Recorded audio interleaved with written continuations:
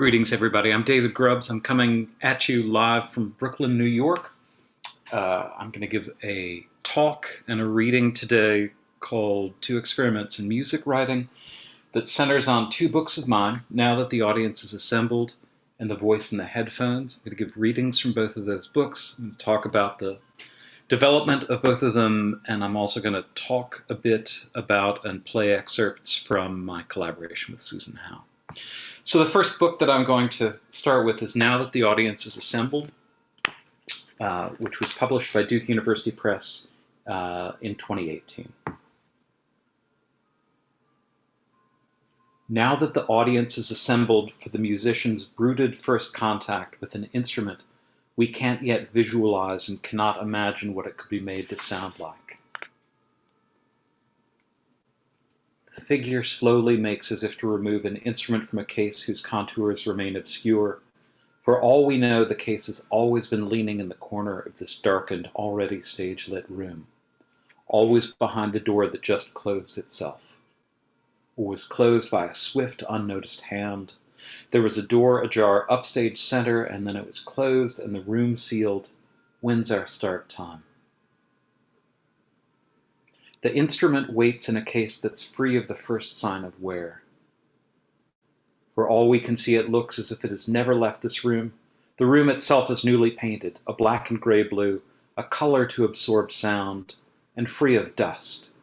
It looks as if it has never been anywhere but behind the door. The audience conducts last-minute stretching exercises in their seats. Regarding the concealed instrument's design, it would be inadvisable to say anything other than nightfall in the covered cage. Nor is it possible to hazard whether the instrument is in tune, if it will function as it should, even the extent to which it can be made to cooperate. How should it function? Not now. What's the occasion? To rise as if there had been no waiting, a hush, a wave rushing the length of the room, silences, exchanges, catchings up, now times upon us. Do you recognize the figure?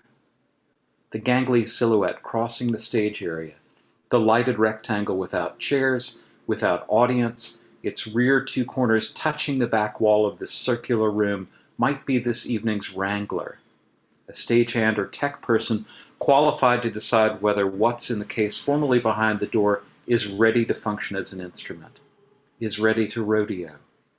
There are degrees of cooperation, and we've all seen instruments that refuse to cooperate and are no less the instrument for it, are ready or not to play nice. Perhaps they're less desirable from the perspective of the performer, or less desirable from the vantage of the audience. But there will be no angry tearing off of stripes, no shaming, no expulsion from tonight's event. The tickets have been time-stamped, everyone clocked in, the audience is upon us, times gathered when, stepping fully out of shadow, the figure becomes recognizable as tonight's performer, a musician inclined toward, for lack of a better term, improvising, accepting, making do, jerry-rigging, thinking on her feet, famously hashing it out in public, real-time instrument invention, construction, demolition, repair and referral, solo repurposing, duo repurposing, trio, and large ensemble, not to give too much away, but tonight solo, and in first contact with, and maybe one-time contact with, the waiting instrument. How could it be made to sound? Unrecognizable instrument laid bare in the musician's X-ray gaze, that supersensory sometime dividing line between performer and audience, upstage where there had been a door, and where now there's just door erased and sketched in blue-gray blackened space. Space of audience and performer, solo performer, real-time and shared-time instrument builder, and of the brightly lit rectangle of stage abutting these listless stretching bodies. Every seat is occupied. If the instrument is unrecognizable, how should it be assembled? Downbeat. What sounds occur in the process of preparing the instrument we can't picture and can't picture sounding? Gambit. What's shared time? Picture breath striking solid. Picture breath and mineral, brilliantly polished mineral, breath polished mineral. Picture breath an unbreakable retrofuturist compound. Picture breath unopposed, breath unceasing, breath and flesh, and the audience softly inhales. With breath traversing aperture, with breath funneled through aperture, with breath so vigorously tunneling, the audience exhales all those sated lungs. The audience breathes in a bit closer to unison, and we still have time, shard time, scads of, to act as one. It will be done. Picture the instrument in no one's memory. Picture the instrument yet to be summoned. Picture the instrument the musician hasn't in fact held or beheld, the instrument the musician's far from assembling. Picture breath stopped short, with breath artfully diverted, with breath whistling across aperture in the dark. A longer rest, a slower rest, a merciless combining of shorter rests, a downshift and a density change. The musician breathes in and the audience breathes out, a mid-air meeting, the faintest overture of aerial skirmishes. The musician exhales with breath striking chord, with breath exciting chord, with breath zinging the length of fleshy chord, with breath exciting increasingly shorter divisions, to sing. With breath to sing these progressively smaller lengths of chord, doing their damnedest, voice print and thumbprint, to color, to jab, and to smear, to cast one's lot and one's ballot, to find and satisfyingly hold aloft a pitch, a purple thumb present and accounted for upon the memory surface of audience. Breath and sounding body, now without stopping, now without separating one gesture from another, held and ongoing, and so an unheard next. Without repeating, without recognizing repetition as such, without believing repetition. Now it's the audience's turn. It exhales still more convincingly with a single breath. The musician inhales, bends her steps upstage toward the door erased. Feedback is the consequence of listeners' intensity of focus. The musician occasionally may fool an instrument and an amplifier into believing that he or she represents the will of the audience, acts as a delegate. The musician breathes in and sounds the deciding vote, times upon us all with eyes on the lighted rectangle, with breath guarded, with breath surrendered, with flute-like reanimated voice, with holographic unsteadiness, with swagger and flicker, with a satisfyingly husky stripe of feedback, to sing, delivered at the volume of a reassuring speaking voice, to some so reassuring a voice as to trouble. With breath and body sundered, the stuttered vowel resolves itself into an O, captured and stretched like so, a human O in red laser. A dogged worrying of a modest patch of ground, the quietest feedback, scaled to the volume of flute-like voice. Feedback swims above ground. Feedback swims about our heads. Feedback swims in midair, by its nature seeks to exhaust itself, fails, faints, fails, falls forward, falls end over end, pratfalls down beatlessly, flails. It's a nervous habit of occasionally gorgeous footprinting, an animal shifting of weight from hoof to paw to hand, infinity catching tail, so give it back. Share alike this unamplified oh, unending vowel, our holographic feedback. Feedback sustains as nothing but interior, audience and musician alike enclosed, no matter how quiet. A rip curl closes, a ribbed sphere, a magnetically charged interior. Feedback impresses not as object but as location, even this oh, unprepossessing feedback, so. The sine wave can always be counted on to thread the needle, deathlessly penetrate the immobilized eye. How can the audience inhabit so modest a sound? Indifferent feedback where there had been a door, sound to envelop a lighted rectangle, and more. A diagnostic red laser touches retina, radically expands, so quiet inside this oh, and and yet upon us it seizes breath, it holds breath, without separating one gesture from another, without repeating, without recognizing, without acknowledging repetition as such, without believing, and without to anyone's satisfaction describing. It clicks off, red aural afterimage. With breath held, I could have you expelled. N, counterpoint of two opposing breaths. In the absence of feedback, however quiet, the audience resumes the exercise of breathing as one. One breath for now, after the last, and after the next. A hush, a wave, a sequence, a series, and oh, no longer listening within a sound. Within an interior now voided. Within an interior now forgotten. The wave crashed. The curl ripped. The rip had it. Had having had it. With breath following breath, with breath hocketing breath, audience and musician encounter one another as airily unvoiced instruments. Two breaths vectored. Two breaths insensate. Two breaths just sliding past. Two breaths shaped and detached. Two breaths set on glide, both unaware. Two breaths exiting opposite, and neither moves the other.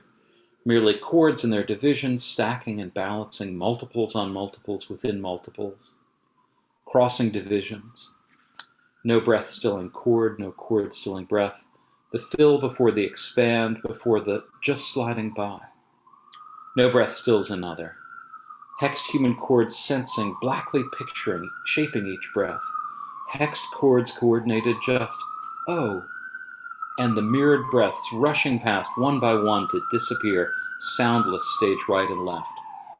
Broken specters long since fled, no breath and no memory. Let's do it again. The mystery of what's inside the case climaxes with the musician's comic theatrical stumble and sudden unnecessary dusting, an exclamatory exhale, breath striking solid with no visible result, and perfunctory sleeve polishing, a skeleton key fingernail inserted with a brief suspenseful wriggle in its oversized lock, 4 clicks of the latches, and it's a brief matter of time. Upon us breathes the audience, then an awful clattering shake, and spills forth, disassembled, manifold, truly unrecognizable as instrument, a dirty heap dominating the stage, dumped inconclusively out. The musician considers the spill that covers the stage. She looks every bit as surprised as the audience, every bit as disappointed. Audience, musician, heap. The performance begins again with the selection, inspection, and sounding of parts, the categorizing and the sorting of parts, the task of sounding parts individually, parts representing any number of potential instruments to emerge from, to be assembled from, cast-off elements slumbering within the pile. In the absence of mind's eye, touch. In the absence of mind's eye, breath striking. In the absence of scale, degree, even of continuum. The performance initially impresses as little more than pauses, hesitant touches, nearly soundless breaths. So that's the opening of Now That the Audience is Assembled. The book describes a single concert of improvised music in which an unnamed musician improvises instrument after instrument that she's building on stage. There are various interruptions. There's a character who's identified as the page turner who shows up with something that he regards as the score for that evening's performance. It has a single instruction, prose instruction, which is to compose a gesture that can be repeated, and the unnamed musician refuses to do this. Half of the audience is asleep for most of the concert. Half of the audience is kind of irritably, restlessly awake. The composer appears. And after the end of the concert, there's a switch to the first person, which the musician exits to the foyer, and there's a disastrous attempt at this encore performance in which she kind of panics and gives up. Now that the audience is assembled, came immediately after I finished writing Records Ruin the Landscape, John Cage, the 60s and Sound recording. In some ways, I kind of felt like finishing Records Ruin the Landscape really slingshotted me into now that the audience is assembled. So Records Ruin the Landscape is a book about the role of recording in experimental music in the 1960s. And it begins with this observation that most new genres of experimental music in the 1960s were predicated on the fact that they couldn't satisfactorily be represented as recordings. And of these new genres, I'm thinking of various kinds of indeterminate musics, long-duration minimalism, text scores, happenings, live electronic music, free improvisation, things like this. All of these kinds of musical activities that at their core resisted representation in recorded form. And John Cage was perhaps the most important spokesperson for this viewpoint. And I've had traced this question since as a teenager reading Cage's Silence and really being struck by those moments where he describes recordings as fundamentally non-musical, right? He says things like, I give myself as an example of somebody who lives happily without recordings.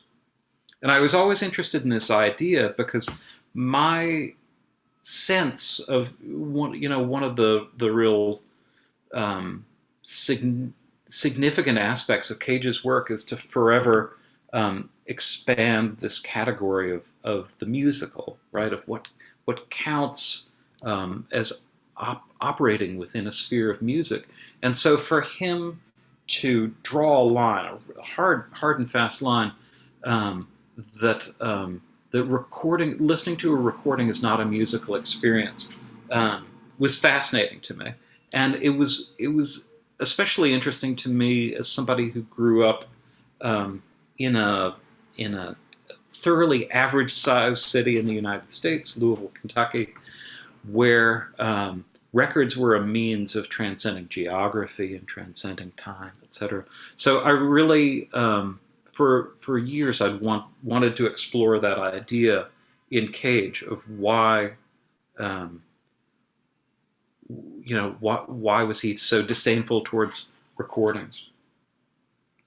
Records Ruin the Landscape is not only a book about recordings in the 1960s, it really is a comparative study among listening cultures, and in particular a culture around experimental music in the 1960s, where recordings really truly meant so little. I mean, they were material to be used in experiments within live performance, but otherwise very little focus on the creative relay of the circulation of recordings of works. In the book, I contrast that to the time in which I was writing the book, so the first decade of this century. But after working on this book and a number of years of thinking about mediation and the circulation of material objects, and moving back and forth in time, and thinking about how certain the discourses around listening cultures at particular moments are formed, I was interested in writing a book subsequent to that that describes a concert, and that really, as best as I could, gave a quality of duration and of time passing that didn't reflect on mediation, that there was no time traveling, no jumping, no grand movements across like vast geographical areas. It describes a concert, and it describes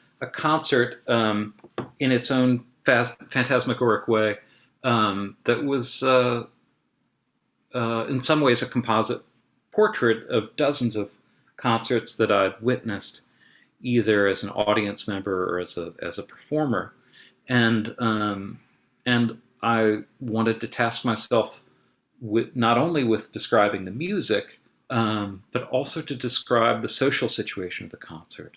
So an audience's expectations regarding performer behavior, performers' expectations regarding audience behavior. There's all kinds of audience misbehavior and performer misbehavior and antagonism against factions that emerge within the audience. And I knew that when I finished Records Ruin the Landscape that I wanted to be writing about music, but in a totally different form. So now that the audience is assembled, it's a book-length poem. My interest in poetry was, it goes a long ways back. I mean, as a teenager, I started writing songs, and that's the reason why I didn't write poetry until undertaking Now That the Audience is Assembled, because as a songwriter, I already had my medium for a kind of writing practice that otherwise might have been realized as poetry. But yeah, without comparing song, lyric, and poem, the best I can say is that in my experience, they emerge out of similar kinds of impulses, similar kinds of desires to engage in writing practices. Now That the Audience is Assembled, vastly overspills the scale of the song, and that to me made it a different kind of thing to engage in. I'd studied poetry in graduate school, which put me off of it for years. The thing that got me really interested in poetry again, probably a little bit more than 15 years ago, was to begin to work with the poet Susan Howe. So I'd been a great admirer of Susan's poetry for a long time before I met her. We met in 2003.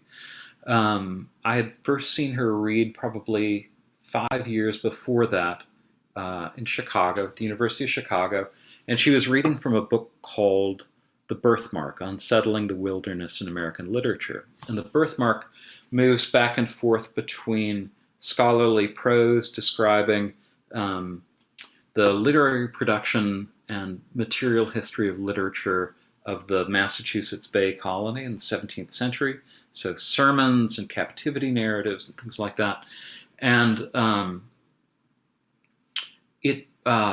the text moves into these very charged poetic fragments that I suppose might be. It's been a while since I read it. My recollection is that they originate as reworkings of some of these Puritan texts. I could be wrong.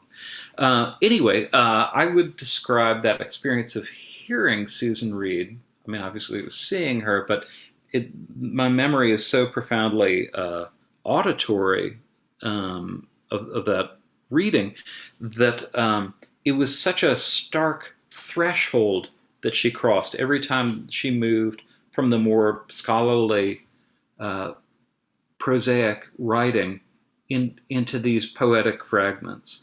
And somehow that moving back and forth, as a listener, it kept me riveted. It kept me waiting, but also it was just really sonically, one of the most wonderful things that I ever experienced. And when I first started working with Susan in 2003, we had a great conversation the very first time that we met, where we were talking about profound listening experiences that maybe didn't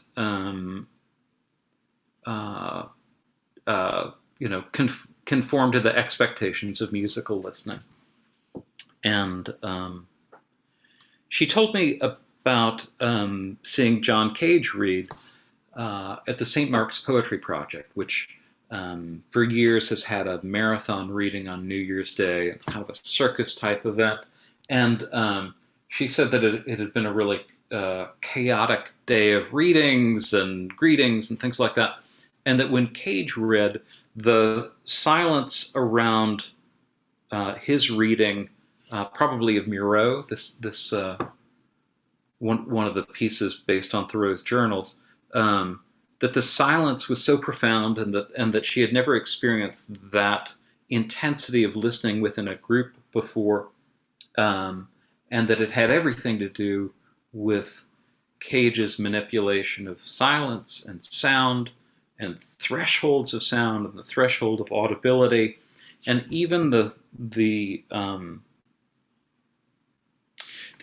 attention to sounds beneath the unit of the word, right? Beneath the level of the word. That the focus on fragmented or stray syllables or consonant clusters or individual consonants or vowels really was such that it had stuck with her both as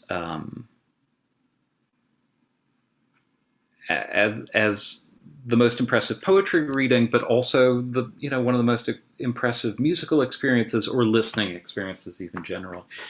So we talked about that. We talked about the possibility of sound compositions using her language that would ideally have neither foreground nor background. It's an ideal. I don't know whether we can really say that that's what happened. My technique in working with Susan, and I'll play an example in just a second, but it's a little bit like when I work with the visual artist Anthony McCall to do soundtracks or sound design for his works, where I always come into the collaboration as a skeptic. I'm not convinced that anything needs to be added to Anthony McCall's solid light pieces, visual artworks, and I'm not convinced that anything really needs to be added to Susan Howe's work. The way that these pieces have begun is that I've familiarized myself with the text in its printed form as best as I possibly can. And then at a certain point, I move the text to the side and I record Susan, because the sound of her reading the text really kind of displaces the disposition of the words on the page, or the printed form of the text. And Susan's work, if you've seen it frequently, people remark on this kind of scatter effect, certain collaged fragments, and the undecidability of how one approaches the labyrinth of the page and things like that. And having performed numerous times with Susan we're working on our 5th piece together over 15 years. Her readings are tremendously deliberate. She knows her way through these labyrinths of text, and the precision of her performance really just is a marvel. It's really something to behold. So usually I begin by recording Susan. Even if it's a rough recording, it serves as a kind of spine for composing music for the performance, and then I start this familiar process of wondering, like, why am I adding anything to this, and how little can I add to this, and what should I add to this? I usually begin by cutting up her voice and creating a collection of consonants and clusters and vowel sounds and syllables, and I begin to compose with those and put those into dialogue with, or into relation to, her live reading of the text, so her continuous reading of the text. And Frolic Architecture is the third piece we worked on together. I'll play an excerpt of that in just a second. But what you'll hear, the materials for that are a composition of fragments of a recording of her reading combined with a continuous take of a reading. There's an electric organ in which I recorded each of the pitches individually, so that even as chords appear, it somehow doesn't function like one would expect the volume contours of an organ to function in individual voices, individual pitches kind of rise and fall with their own logic. And then there's a field recording that hopefully takes us somewhere else. What I'm going to do right now is to share the audio. Oh, here we go. Good. Advanced options. I'm going to share the audio, so you will be hearing the sound from my computer, and it's a 6-minute excerpt from Frolic Architecture.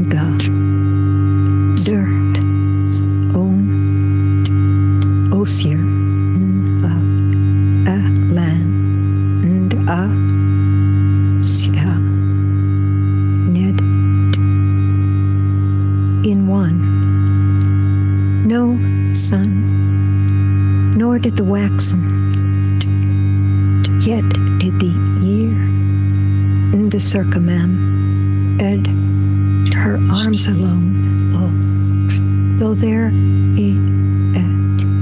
could tread, air was dark, and all objects, wild things, strove.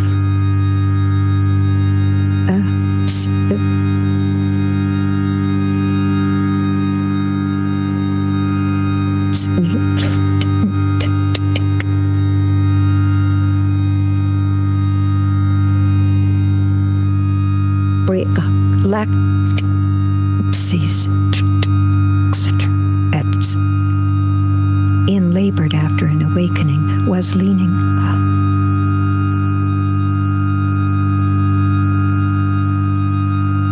in body, my body slipping, in body, my body slipping down full toward its own secret sermon, secret sermon, rough of ground, sent, secret amist, and I, sermon, der.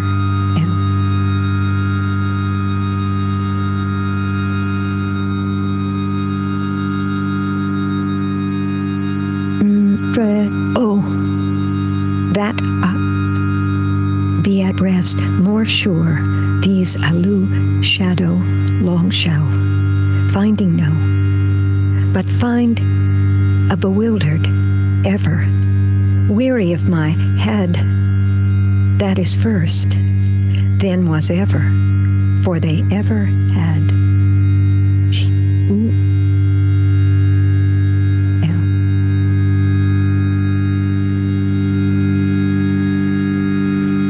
The wings of a dove,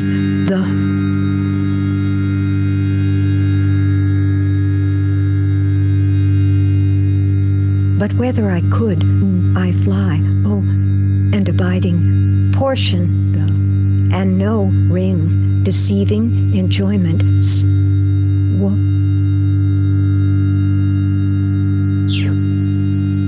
Where shall I find real? I wander from Mount.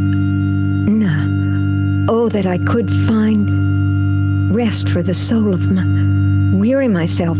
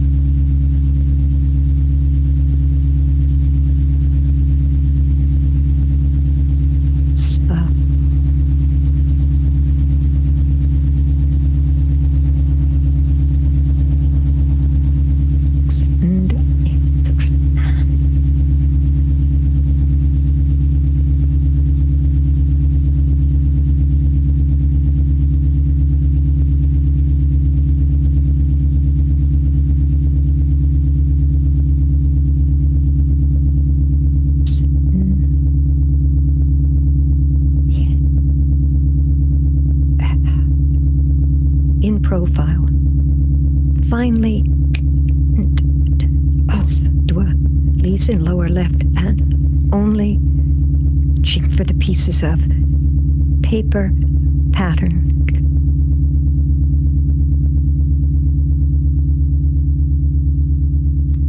Walking just below my father's orchard after I had religion and the concerns of my soul, my business, religion and the concerns of my soul, my business, stayed for unlabored after an awakening sense of.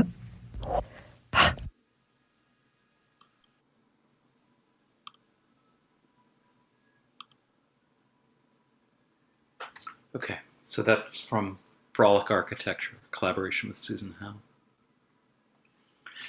The second of the two experiments in music writing I want to present today is a book called The Voice in the Headphones that was published a little earlier this year.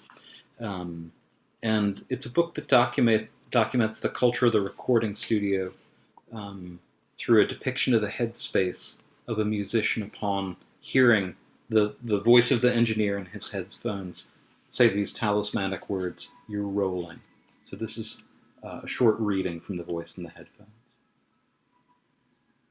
The voice in the headphones says, "You're rolling," followed by 10 seconds of line hum silence and intercom-like click and the reminder you're still rolling. One rolls. We'll roll. We'll still roll. We'll break the seal on another workday at the former Skylight Magnetic Recording Services, now just Skylight Recording. Think Tuesday or Wednesday, perpetual charmed workday, and try to pierce the headspace of the person on the other side of the glass, the one who rolls tape. Who rolled tape when tape exclusively rolled. The one who monitors the virtual tape transport. Who with competent diffuse concentration watches software fader representations fly. Who in spite of fatigue keeps a gentle controlling hand on the session, driving commercial freight bumper to bumper, night after night, into morning after morning. Roll rented tape. To savor the full stop of the tape transport as it slams like a circuit breaker. Relish the precursor, pre-flashing cursor, antecedent to digital media's attendant cursor, the newly internalized minute and mile marker, less pulsing than metronoming beneath eyelids. The end of a reel of 2-inch tape forcefully punctuates. Engage the high-speed rewind, gun it in the straightaway, and steel yourself as the end of the reel flaps insanely. Point a microphone at the acoustic event of the tape machine's possession, but do it quickly, before the tantrum passes, before the thing completely shreds. Record 10 or 20 seconds of it, an almost unbearably long take, and then multitrack multiple passes of however many slaps per second. Fade in on the unfortunate scene. It snowed nearly a foot last night. Winter Palace. The world outside the studio that much more muted. Hard to ignore such symmetry. Rent tape to warm things up. Rent tape to militate against unseemly sharpness, to denature digital, and hail the hoary apparition of the best-worst sound system you know intimately. Stand down, Pixel. Rent tape to track the snake. Loop the snake escaping and snake the loop re-entering the machine. Repeat beyond necessary. Maintain the tape loop's tension with mic stands as macro capstan shafts, and send around the perimeter of the control room this compendium tape of a dozen perspectives on the flapping of the end of a reel of tape, a flustered aviary of. Roll it 15 inches per second, and then 7.5 and still slower. Inch it forward by hand, rock it back and forth, send it down an octave and more while rippling the surface with slight tugs and flocking salutations. First-person plural feedback plunges through glass. At the far end of the live room, sliding doors open onto an unbroken surface of snowy hillside. For the musician preparing to do a take, it's a landscape more prompt than score, more distraction than prompt. Exceptional quilt-like quiet awaits indices. Hot lungs ready to roll tape, hillside capture melts, snakes through snow, landscape, line, hum. Lacking knowledge, we forge our way to the studio. We book our way to the studio to access the most precise tools and the roughest means of abrading the crystalline. We hoof it to where all manner of deposits are subject to grinding and sanding, to chaining and sequence, to custom defacement, reinforcement, splitting and spraying across the stereo image. Intercom click. Stumble off the high dive. Gravity's aid to plummet, arm, wrist, hands. Falls. Guillotine strikes string, and string survives. With this sounding, the hum in the headphones is revealed as nothing but haze, merest medium lacking substance to support the weight of an instrument, the guitar's attack dispelling sheer folds. The emptiness says, I'm listening. Still rolling. The aural tint that bespoke diagnostic seashell, to which heartbeats heal, has been replaced by a surround of self-inflicted blare inside tight headphones. It's 10 in the morning, and this is the first take of the day, cotton to the tremble of the tubes. Electronic modulation drops the pitch of the lowest string more than 4 octaves. What's less heard than felt to resonate the cheekbones is the difference in frequency between fretted note and dialed-in reference tone. The illusion is that of a stringed instrument with a neck many times as long, invisibly suspended, so that the operator can circle around and zero in on that fingernail's breadth bullseye. Strings of cable-like thickness register in massively amplified tectonic tremor. A differential rumble falls to its knees, and the mind is welcome to attend to the discontinuous chatter of filament rattle. Distracted thought plumbs excluded muddle, that buffer between extremes of bussing glass and amplified string excitation. Headphones respire at hummingbird tempo. The left index finger pulls this first pitch sharp, so that the difference tone correspondingly drops. It falls below the range of hearing, lies supine, puddles, and then just as suddenly rebounds, gathering force as it regains form. Everything changes in the relaxing of a finger, and the prompt, unexpected return to pitch that completes the day's inaugural splash of sound. Let's hope we've been rolling. The return to pitch transports the difference tone from unseen underworld to floodlit field of play where it resounds with fretted note and glass crown. A second attack, this time an open string, sends the phantom tone that much higher, settling as it cools, the two sounds coming to rest in consonance. To think of the years the musician spent avoiding the sound of an open string.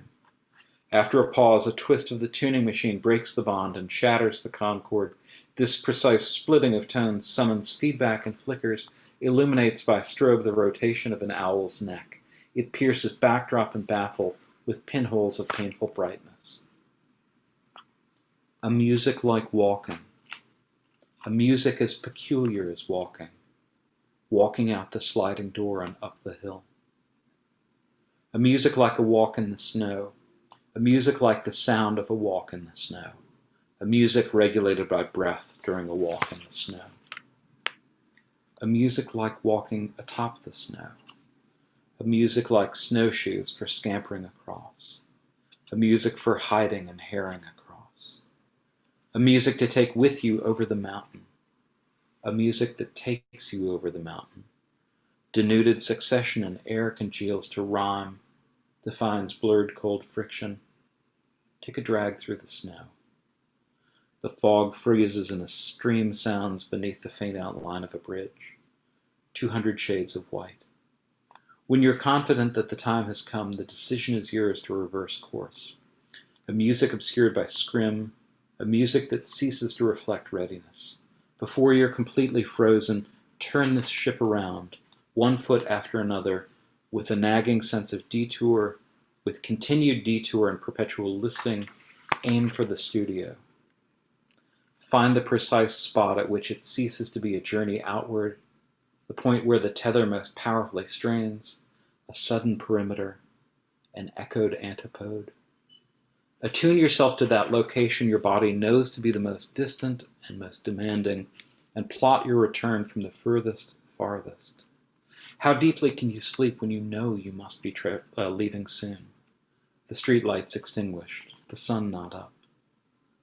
Bring the figure to a close. Bring the first take of the morning to completion with a slow shade into silence. The sounds from within the trunk have long since faded out. The strings have been slackened. The array of slide implements scattered on the studio floor, the amplifier tubes stilled. There's only the deafened, dampened hum in one's head. Raise hand to stop tape.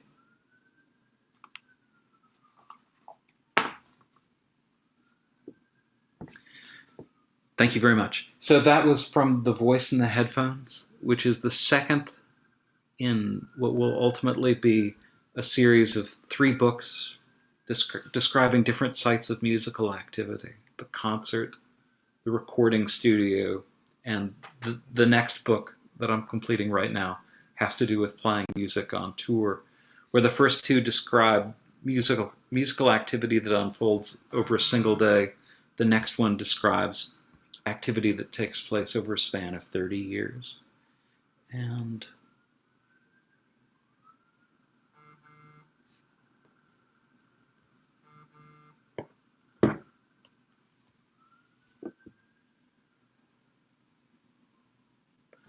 I'm grateful for the invitation to share these with you. Thanks. Enjoy the rest of the festival.